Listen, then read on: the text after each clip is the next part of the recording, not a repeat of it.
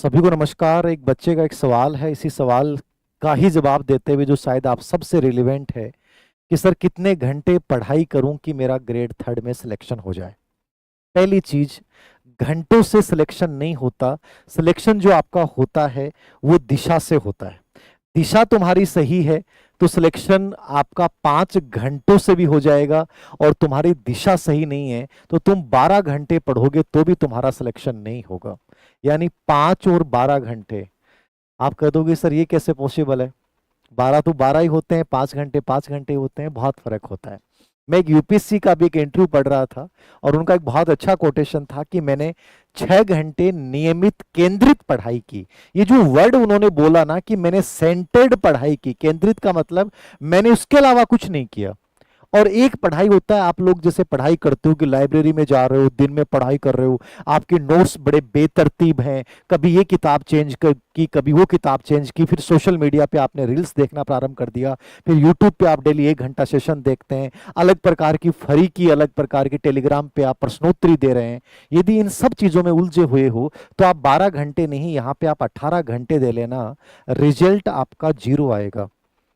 यदि तुम 5 घंटे सेंट्रलाइज्ड पढ़ाई कर रहे हो, 5 घंटे का मतलब जैसे आपने 5 घंटे स्टडी की, 6 घंटे स्टडी की, क्या किया आपने, आप हर वीक 3 टॉपिक रिवाइज कर रहे हो जो कोर टॉपिक है, हर वीक डिसाइड कर लिया आपने। नंबर 2, आप सभी टॉपिक्स के नोट्स नहीं बना रहे हो, लेकिन आप उन टॉपिक्स के नोट्स जरूर बना रहे हो जिनका वेटेज बहुत ज्यादा है और जो लिख के याद भी हो सकते हैं, और जिनमें इंपॉर्टेंट चीजें, केवल उन्हीं टॉपिक्स के आप नोट्स बना रहे हो। नंबर 3, हर वीक आप एक टेस्ट दे रहे हो। नंबर 4, आप हर टॉपिक पढ़ने के बाद पीवाईक्यू का एनालिसिस करते हो कि इस टॉपिक में सबसे इंपॉर्टेंट चीजें क्या हैं और सबसे इंपॉर्टेंट क्या नहीं है। और नंबर 5, आपको यह पता चलता है कि इस टॉपिक में मुझे इस गहराई तक जाना है और इस गहराई तक नहीं जाना है। यदि ये समझ बनाते हुए तुम पढ़ाई कर रहे हो तो ये 5 से 6 घंटे तुम्हारी जिंदगी बदल देंगे, सिलेक्शन ले जाएंगे।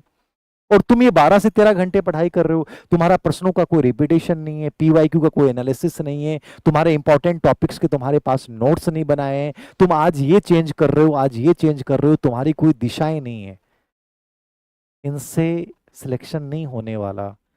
जो मुख्य मुद्दा है वो इस पे केंद्रित करो कि मैं चाहे 5 घंटे पढूं, 7 घंटे पढूं, नियमितता रहेगी, पढ़ने के तरीके ये रहेंगे, रिपीटेशन होगा, प्लानिंग के साथ पढ़ाई होगी, सिर्फ सीमित कंटेंट के साथ इसी को मुझे 3 से 4 बार रिवाइज करना है, इसका मतलब तुम सिलेक्शन की दौड़ में हो।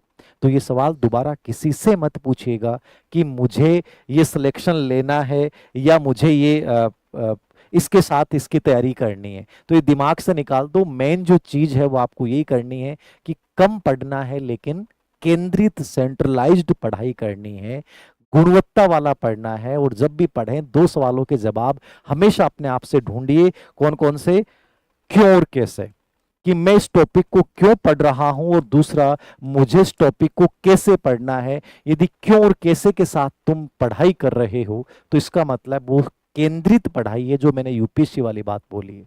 और अन्यथा आप चाहे कितने घंटे पढ़ते रहो, कुछ नहीं होने वाला। धन्यवाद।